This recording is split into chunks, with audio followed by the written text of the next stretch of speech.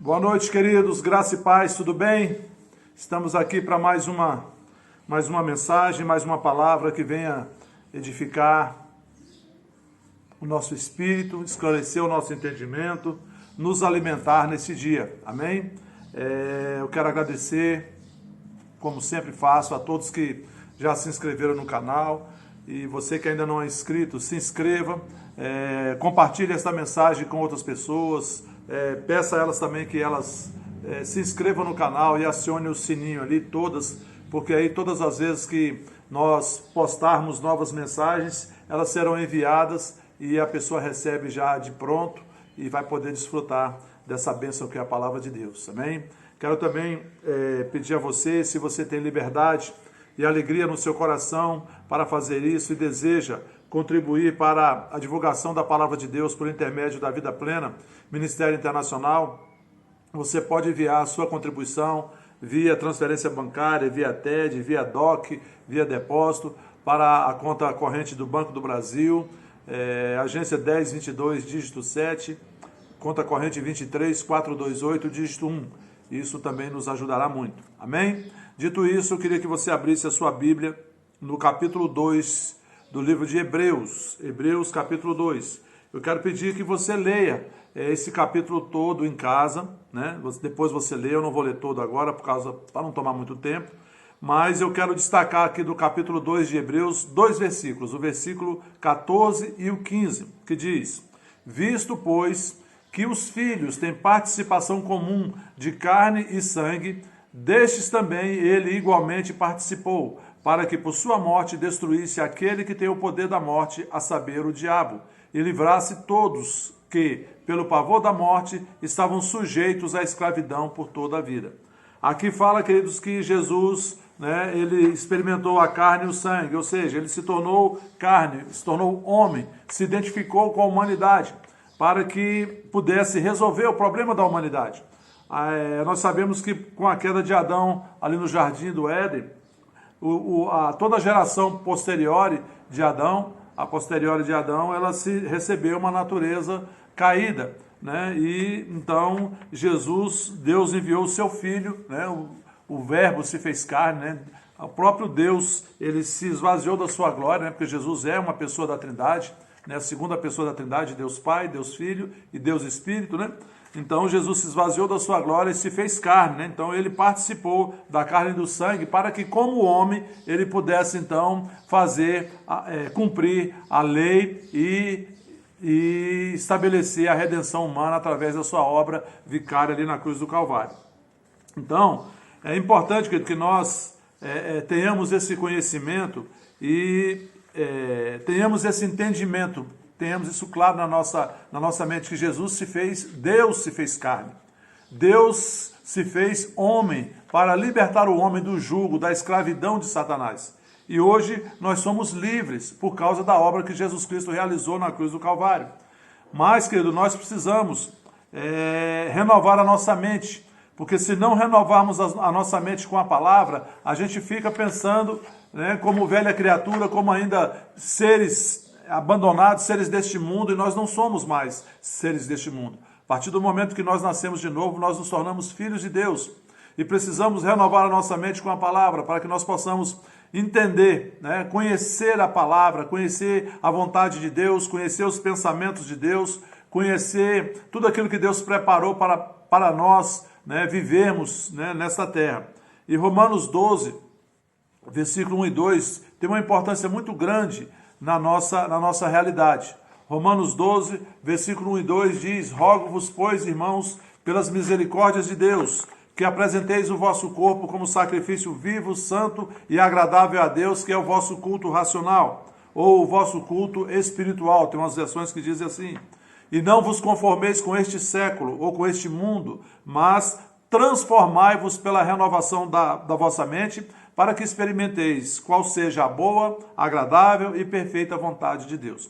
Então, queridos, nós é que temos que fazer o nosso culto racional, ou seja, não apresentar, não oferecer o nosso corpo ao pecado. E nós é que temos que nos transformar, né, pela renovação da nossa mente, trazer o novo de Deus, a palavra de Deus para a nossa mente, Porque durante o tempo em que nós vivemos nessa terra, separados de Deus, a nossa mente foi cheia dos valores do mundo, cheia dos valores que vigoram aí no mundo. E a gente sabe que o mundo jaz no maligno, que é o que Jesus diz na sua palavra. Então, os valores aí que são estabelecidos como normais, como melhores no mundo, são valores contrários à palavra de Deus. E nós precisamos, então, né, nos transformar pela renovação da mente, da nossa mente. Por quê? Porque quando nós renovamos a nossa mente, que nós vamos, estando renovando a nossa mente, nós vamos sempre enfrentar um dilema, mas nós vamos aprender a vencer esses dilemas. São 3 dilemas que a gente enfrenta na nossa mente, que nós precisamos ter o entendimento da palavra, ter a luz do entendimento da palavra, o esclarecimento da palavra, para que a gente possa se posicionar corretamente como filho de Deus. O primeiro dilema que nós enfrentamos na nossa mente é a consciência do pecado e a consciência da justiça. Se nós não renovarmos as nossas mentes, a gente vai estar sempre pensando, querido, que ainda somos pecadores, que ainda somos indignos, né? E esse senso de indignidade paralisa, ou melhor dizendo, ela diminui o poder da sua fé, faz com que a sua fé seja uma fé tímida, e você se sente indigno e aí você não avança, você não é ousado.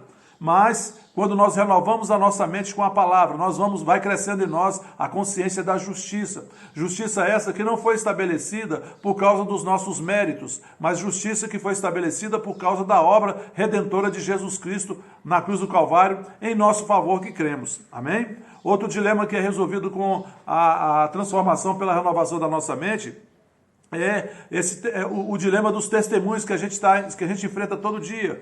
O testemunho dos sentidos, ou seja, aquilo que nós vemos, as circunstâncias, né, aquilo que nós percebemos pelos nossos sentidos, versus o testemunho da palavra, aquilo que a palavra de Deus diz. E quase geralmente, querido, aquilo que a palavra de Deus diz não é aquilo que a circunstância está nos mostrando. E nós, pela renovação da mente, pela transformação através da renovação da mente, a gente vai crescendo em nós a consciência da palavra, a consciência daquilo que Jesus Cristo já realizou em nosso favor, e aí o testemunho da palavra assume a supremacia na nossa mente, fazendo com que nós nos tornemos, então, mais que vencedores em Cristo. Amém? E o terceiro dilema que nós enfrentamos na nossa mente é a consciência da escravidão e a consciência da liberdade em Cristo. Porque nos imaginamos que somos pecadores, então nos sentimos escravos, impotentes diante de um poder maior que é o poder do maligno. Mas quando nós renovamos a nossa mente com a palavra, nós nos transformamos pela renovação da mente, através da renovação da mente com a palavra. Cresce em nós a consciência da liberdade que nós temos em Cristo. Para a liberdade foi que Cristo nos libertou. E nós devemos permanecer nessa liberdade, não nos submetendo novamente a julgo de escravidão. Amém? Então cresce em nós a consciência da liberdade, que somos livres, que Jesus Cristo nos libertou na cruz do Calvário, que Deus nos tirou do império das trevas e nos transportou para o reino do Filho do seu amor, no qual nós temos a redenção, né, a remissão dos nossos pecados. Cresce em nós essa consciência e aí nós somos livres, querido, para viver como filhos de Deus, para desfrutar de tudo aquilo que Deus já nos deu por intermédio de Jesus Cristo, para viver, querido, sem amarras, sem preconceitos, sem amarras nenhuma, sejam religiosas, sejam amarras de ignorância, sejam amarras da escravidão de Satanás. Somos livres e nos mantemos livres. Amém? Para isso também é importante que cresça em nós a consciência da vitória de Jesus Cristo sobre Satanás. Em Apocalipse 1, no versículo 17 e 18, Jesus, ali quando João tem aquela visão na ilha de Patmos, quando o Senhor Jesus aparece para ele, e João diz assim: quando o vi, caí a seus pés como morto, porém ele pôs sobre mim a mão direita, dizendo: não temas, eu sou o primeiro e o último, e aquele que vive. Estive morto, mas eis que estou vivo pelos séculos dos séculos, e tenho as chaves da morte e do inferno. Amém, queridos? Aqui Jesus está falando para João: olha, não temas, eu sou aquele, né, o primeiro e o último. Eu sou aquele que vive, estive morto, mas eis que estou vivo, né, e tenho as chaves da morte e do inferno. Querido, Jesus está falando aqui que na tradição antiga, ali no Oriente, quando se diz que eu tenho a chave nas mãos, está significando que ele é autoridade sobre aquele lugar. Então Jesus está dizendo que ele é a autoridade agora sobre a morte e sobre o inferno. Satanás não tem mais poder da morte, porque a própria morte não pôde segurar Jesus lá no inferno. Quando ele desceu ao inferno, ele morreu espiritualmente na cruz, depois morreu fisicamente, desceu ao inferno, os demônios vieram sobre ele, mas eles não puderam retê-lo, porque o sangue dele foi oferecido no céu pelo Espírito Santo, e Deus disse: está justificada a humanidade, e Jesus ressuscitou como o primeiro homem, e a morte foi vencida, e Satanás também foi vencido, e ele ressuscitou com as chaves da morte e do inferno, e deixou para trás um inimigo completamente vencido. Satanás foi reduzido a nada, querido. Hoje ele não tem poder para afligir os filhos de Deus, nem a humanidade, mas ele aflige por causa do engano, por causa da ignorância daquilo que nós somos em Cristo, daquilo que nós temos e podemos em Cristo.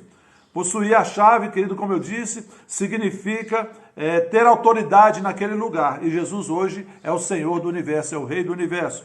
Em Colossenses 2, no versículo 14 e 15, Paulo diz: tendo cancelado o escrito de dívida que era contra nós e que constava de ordenanças, o qual nos era prejudicial, removeu-o inteiramente, encravando-o na cruz, e despojando ou desarmando os principados e as potestades, publicamente os expôs ao desprezo, triunfando deles na cruz.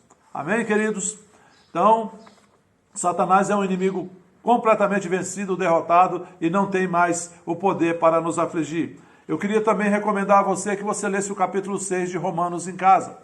Depois você leia Romanos capítulo 6, eu quero só destacar um versículo, é Romanos 6,14, diz: porque o pecado não terá domínio sobre vós, pois não estáis debaixo da lei, e sim da graça. Amém, querido? Agora, a lei que prevalece sobre a igreja é a lei do Espírito e da vida, né? Essa lei onde o pecado não tem mais poder.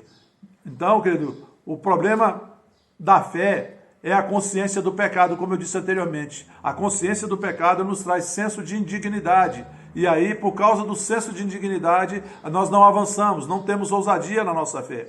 E a única cura para essa consciência do pecado é a palavra, conhecer aquilo que Jesus Cristo já realizou em nosso favor na cruz do Calvário. Quando nós estamos firmados na palavra, nós não temos consciência do pecado, temos consciência de justiça. Justiça que não é pelas nossas obras, justiça que não é pelo nosso mérito, justiça pela obra redentora que Jesus Cristo realizou em nosso favor na cruz do Calvário. Amém, queridos? Quando nós somos conscientes de que fomos feitos justiça de Deus em Cristo, né, que nós somos justiça de Deus em Cristo, o pecado não tem domínio e nós temos ousadia para andar sobre a palavra e exigir que Satanás deixe de nos afligir e afligir aquelas pessoas as quais nós conhecemos e as quais nós podemos ajudar com o nome de Jesus que nos foi dado para usar com autoridade sobre todo o poder do mal. Amém, queridos? Efésios capítulo 1, no versículo 7, Paulo diz: no qual temos a redenção pelo seu sangue, a remissão dos pecados segundo a riqueza da sua graça. Veja, querido, que a redenção foi realizada por intermédio do sangue de Jesus que foi derramado ali. Pagou o preço dos nossos pecados, pagou o preço da nossa redenção. Amém, queridos? Não é pelo nosso mérito, não são pelas nossas obras. Se fosse pelas nossas obras ou pelo nosso mérito, nós estaríamos, queridos, arruinados. Porque nós não teríamos condições nunca de nos colocar como justos diante de Deus. Mas por causa da redenção que Jesus Cristo nos deu pelo seu sangue, né, nós podemos agora nos achegar confiadamente diante do trono da graça, para receber graça e socorro, né, em ocasião oportuna, como diz Hebreus capítulo 4. Em 2 Coríntios, capítulo 5, no versículo 17 e 18, diz: e assim, se alguém está em Cristo, é nova criatura. As coisas antigas já passaram, eis que se fizeram novas. Ora, no 18 diz: ora, tudo provém de Deus, que nos reconciliou consigo mesmo por meio de Cristo e nos deu o ministério da reconciliação. Querida, a nossa reconciliação, o nosso perdão, provém de Deus. Foi Deus que nos reconciliou com Ele mesmo através, né, da obra redentora que Jesus Cristo realizou na cruz do Calvário. Jesus pagou o preço em nosso lugar dos nossos pecados para que, então, nós pudéssemos ser reconciliados com Deus. Deus fez tudo isso porque nos amou de tal maneira que Ele deu o seu Filho unigênito para que todo aquele que crê em Jesus Cristo não pereça, mas tenha a vida eterna. Deus sabia que nós não podíamos, querido, nos reconciliarmos, porque nós éramos pecadores, mas Ele providenciou a vinda do seu Filho, O próprio Deus, Deus Filho, veio a essa terra como homem e providenciou a nossa redenção por intermédio da sua obra ali na cruz do Calvário. Amém? E nos deu a sua natureza, nós nos tornamos filhos de Deus. Lá em 2 Pedro, na segunda carta de Pedro, no capítulo 1, no versículo 4, diz, pelas quais nos têm sido doadas as suas preciosas e muito grandes promessas, para que por elas vos torneis coparticipantes da natureza divina, livrando-vos da corrupção das paixões que há no mundo. Hoje, querido, nós temos a natureza do nosso Pai. Nós temos a natureza de Deus, porque nascemos de Deus em Cristo. Como Jesus diz lá João diz lá em João, no Evangelho de João, capítulo 1, quando diz, o verbo estava no mundo, a partir do versículo 10. O verbo estava no mundo foi feito por meio dele, mas o mundo não o conheceu. Veio para o que era seu, e os seus não o receberam, mas a todos quanto receberam Jesus Cristo, deu-lhes o poder de serem feitos filhos de Deus, a saber, aos que creem no seu nome, os quais não nasceram do sangue, nem da vontade da carne, nem da vontade do homem, mas de Deus. Amém, queridos? Nós temos a natureza de Deus porque nascemos de novo em Cristo, não da vontade. Não nascemos do sangue, nem da vontade da carne, nem da vontade do homem, mas nascemos da vontade de Deus. Amém, queridos? E se nascemos de novo, Paulo afirma em Romanos capítulo 8, do versículo 1 ao 2, ele diz, agora, pois, já nenhuma condenação há para os que estão em Cristo Jesus, porque a lei do Espírito da vida em Cristo Jesus te livrou da lei do pecado e da morte. Então, já que nascemos de novo em Cristo, nos tornamos filhos de Deus, nenhuma condenação há. Ou seja, os nossos pecados foram todos perdoados em Cristo. Amém, queridos? E no 33 de Romanos 8 diz, quem tentará acusação contra os eleitos de Deus, é Deus quem os justifica. Querido, foi Deus que nos justificou. Não fomos nós que nos justificamos pelos nossos méritos. Foi Deus que nos justificou por causa da obra redentora de Jesus Cristo. Amém, queridos? No grego, a palavra justificar é a palavra dikaiô, que significa tornar justo, declarar justo. Deus nos declarou em Cristo justos. Ou seja, nós temos a capacidade dada por Deus de estar na sua presença, sem sentimento de culpa, de pecado ou de inferioridade. Ficamos nesta posição, como se o pecado nunca tivesse existido em nossas vidas, querido. Porque Deus nos declarou justos em Cristo. Deus não volta atrás na sua palavra, querido. Ele já nos declarou justos em Cristo. Então nós somos justos em Cristo. Né? Deus não volta atrás. Deus não é homem para que minta, nem filho do homem para que se arrependa. Números 23, 19 diz isso. Em Malaquias 3,6 diz, eu sou o Deus que não muda. Deus não muda, querido. E em Tiago 1,17 diz que Deus não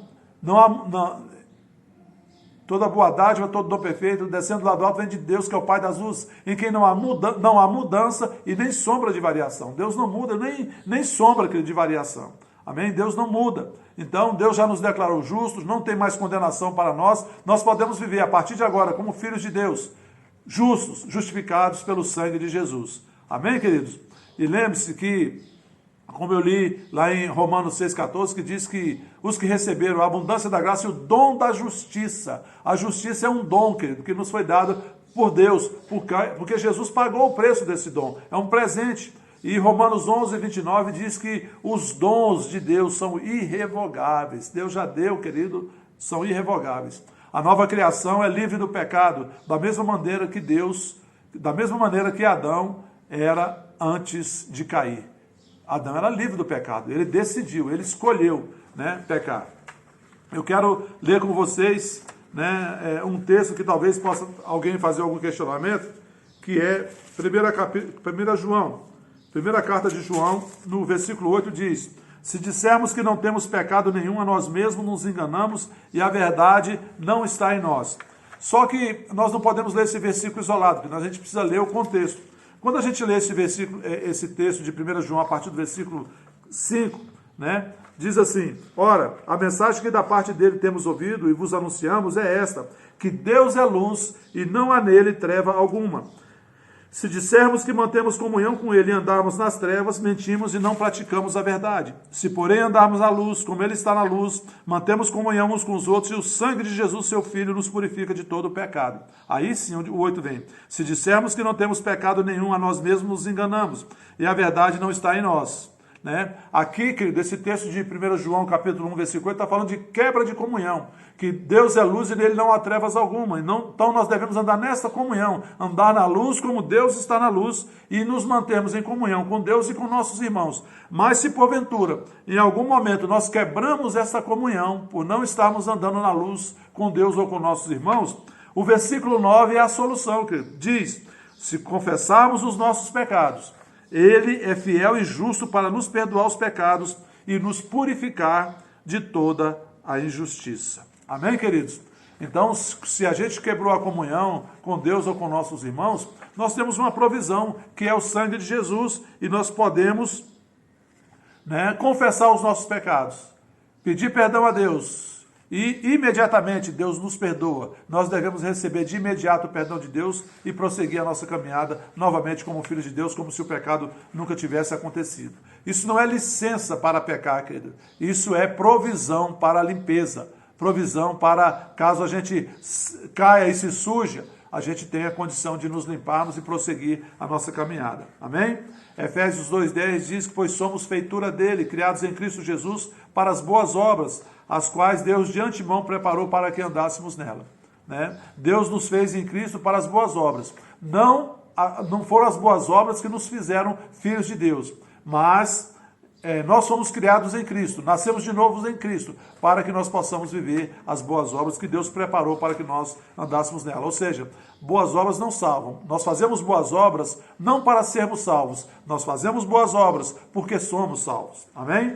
Em Colossenses 1, no versículo 13 e 14, diz ele que ele nos libertou do império das trevas e nos transportou para o reino do Filho do seu amor, no qual nós temos a redenção, a remissão dos nossos pecados. Nós temos que tomar consciência disso, que dessa consciência de que nós somos já filhos de Deus, fomos tirados do império das trevas e transportados para o reino do Filho do amor de Deus, fortalece a nossa fé, fortalece a nossa convicção, o nosso senso de justiça. Amém? O nosso senso de dignidade, de filiação, né? Temos um Pai que é Deus e o nosso Pai cuida de nós. Em primeira carta aos Coríntios, no capítulo 1, versículo 30, Paulo diz, mas vós sois dele em Cristo Jesus, o qual se nos tornou da parte de Deus sabedoria e justiça e santificação e redenção. Amém? Sabedoria, justiça, santificação e redenção nós nos tornamos em Cristo. Eu queria finalizar com versículo de Romanos 5, no versículo 1, que diz, justificados, pois, mediante a fé, temos paz com Deus por meio de nosso Senhor Jesus Cristo. Esse versículo nos reporta a Isaías 53, que diz que o castigo que nos trouxe a paz, o que nos traz a paz, estava sobre ele, e pelas suas pisaduras fomos sarados. Né? Então, Jesus sofreu o castigo pelos nossos pecados, né? E nos reconciliou com Deus, fomos justificados mediante a fé e temos paz com Deus. Hoje, querido, nós estamos diante de Deus reconciliados, sem condenação, em comunhão com Ele. Se a palavra significa alguma coisa, significa exatamente o que ela diz. A gente não pode querer, querido, inventar significado. Deus diz o que Ele diz. O crente, querido, você temos o direito legal de estar na presença do Pai, isento de condenação, porque Jesus já pagou o preço do nosso perdão. Se o crente pode fazer isso, ficar na presença de Deus, isento de condenação, então nós podemos agir sobre a palavra é possível. Se nós podemos estar diante de Deus sem nenhuma condenação, por causa da obra vicária de Jesus, então nós podemos agir sobre a palavra. Amém, queridos? E se é possível nós agirmos sobre a palavra, tudo que nos pertence em Cristo se torna imediatamente disponível para nós que cremos. É só agir em cima da palavra. É só obedecer a palavra, crer na palavra, confessar a palavra, agir na palavra. E tudo aquilo que a palavra de Deus diz que nós temos em Cristo, que nós podemos em Cristo, que nós somos em Cristo, vai se manifestar na nossa vida. Amém, queridos? Lembre-se que quando Jesus ressurgiu dentre os mortos, ele deixou para trás de si um inimigo, Satanás, eternamente, completamente derrotado. Sempre pense nisso, sempre pense sobre Satanás como aquele que foi eternamente derrotado, completamente derrotado. Amém, queridos? Hoje somos justiça de Deus em Cristo. Feche seus olhos, vou orar por você neste momento. Pai, em nome de Jesus, eu te agradeço pela tua palavra. A tua palavra é a verdade. Pai, muito obrigado porque em Cristo nós nos tornamos a justiça de Deus. O Senhor nos justificou mediante a obra vicária de Jesus, mediante o sacrifício de Jesus. O pagamento foi o sangue, querido, do nosso Senhor e Salvador Jesus Cristo. Te agradecemos, Pai, por tão grande amor, por tão grande salvação. Pai, em nome de Jesus, eu quero orar por aquelas pessoas que estão hospitalizadas, pelo Eduardo, irmão da Adriana, pelo Renato, irmão da Jesus. Pai, te agradeço pela recuperação completa de cada um deles. Te agradeço pela recuperação completa, Pai, da Thalita e do seu esposo. Em nome de Jesus Cristo, oro em favor de cada um dos irmãos da vida plena. Pai, declaro sobre eles paz, alegria, saúde, harmonia no lar, prosperidade do céu, em nome de Jesus Cristo. Muito obrigado, Pai, eu te agradeço pela tua palavra. A tua palavra é a verdade. Em nome de Jesus eu te agradeço. Amém.